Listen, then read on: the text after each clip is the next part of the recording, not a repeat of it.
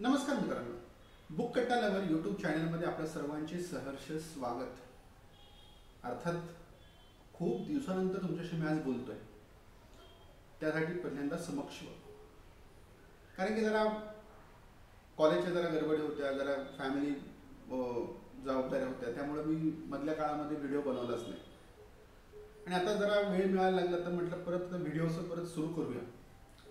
कारण की काय होतं, पुस्तक वाचणारा माणूस त्याच्यात नेहमीच काही ना काही मिळवत असतो. नेहमीच सामाजिक, आर्थिक, राजकीय आणि विविध पद्धतीच्या गोष्टी ह्या समजून घेत असतो. आणि ते समजून घेतलेलं समाजापर्यंत परत पोहोचवायचं हे त्याचं एक कर्तव्य आहे. आणि त्यामुळे मला खूप दिवसानंतर वाटत होतं की व्हिडिओ करावा आणि तो तुमच्यापर्यंत पोहोचवावा.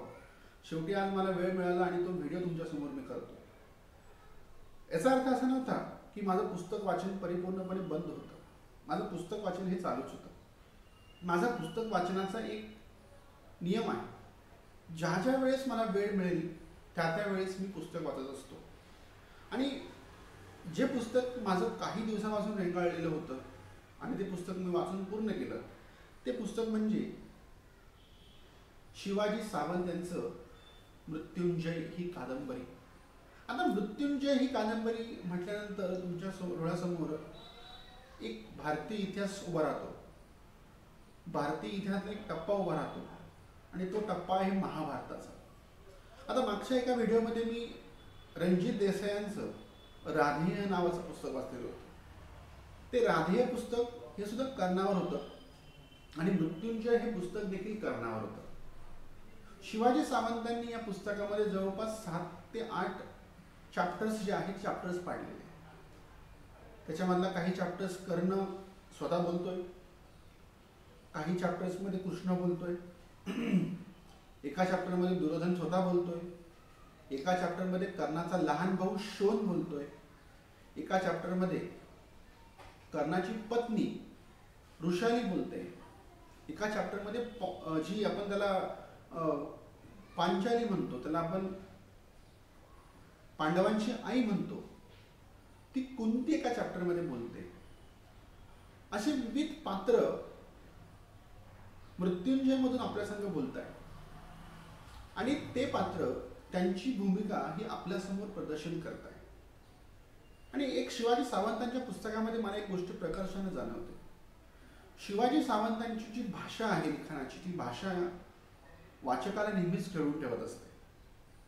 आणि वाचक त्यामुळं एक चॅप्टर वाचल्यानंतर दुसऱ्या पुढच्या चॅप्टरमध्ये काय नेमकी दिलेलं असेल या जिज्ञासेने तो पूर्ण पुस्तक वाचण्याचा प्रयत्न करतो. कारण की शिवाजी सावंतांचा आपण छावा ज्यावेळेस वाचला होता, छावाबद्दल मला व्हिडिओ केलेला आहे. आणि अर्थात शिवाजी सावंतांची सगळीच पुस्तकं अशी आहे, कारण की त्यांची एकंदरीत लेखन शैलीच या पद्धतीने निर्माण झालेली आहे की वाचकांना लालित्यपूर्ण भाषेतून गुंतवून ठेवण्याची कला ही शिवाजी सावंतांच्या लेखणीमध्ये आहे. आणि त्या माध्यमातून पूर्णपणे कर्ण हा आपल्या डोळ्यासमोर उभा राहतो.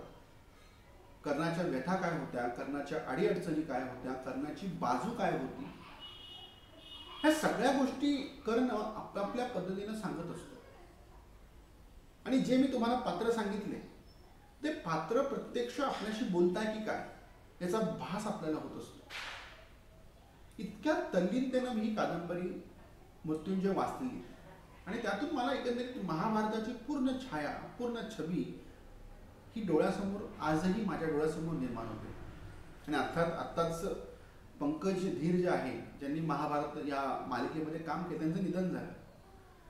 मी एक तुम्हाला जाणीव सांगतो, एक मला अनुभव सांगतो की ज्या ज्या वेळेस मी कर्ण वाचतो त्या वेळेस ती महाभारत जो आहे त्या महाभारत मी पूर्ण बघितलेला आहे. त्या महाभारतातल्या पंकज धीरांची प्रतिमा माझ्या डोळ्यासमोर उभं राहते. ज्यावेळेस मी कृष्ण वाचत होतो या पुस्तकामधून, त्यावेळेस तो नितीन भारद्वाजची पूर्णपणे भूमिका माझ्या डोळ्यासमोर उभी राहत होती. म्हणजे इतक्या मोठ्या पद्धतीनं, इतक्या प्रगल्भ पद्धतीनं आपण तो रेफरन्सेस, ते संदर्भ एकमेकाशी जोडवू शकतो. म्हणजे मी नुसतं पुस्तकच वाचलं नाही, तर एकंदरीत मी तो पूर्ण चलपट माझ्या डोळ्यासमोर मी निर्माण केला. इतक्या लाघवी पद्धतीनं शिवाजी सावंतांनी ही कादंबरी जी आहे, कर्ण जो आहे तो आपल्या डोळ्यासमोर उभा केलेला आहे. आणि अर्थात मी वाचकांना विनंती करेन की आपण जरूर ही कादंबरी घ्या, जरूर ही कादंबरी वाचण्याचा प्रयत्न करा. आणि आपल्या जर काही कमेंट्स असतील जरूर त्या पुस्तकाच्या बाबतीमध्ये वाचल्यानंतर आपण जरूर या व्हिडिओच्या माध्यमातून माझ्यापर्यंत पोहोचवा. आणि हा व्हिडिओ इतरांपर्यंत पोहोचवण्यासाठी आपण जरूर प्रयत्न करा. तोपर्यंत मी आपल्या सर्वांची रजा घेतो.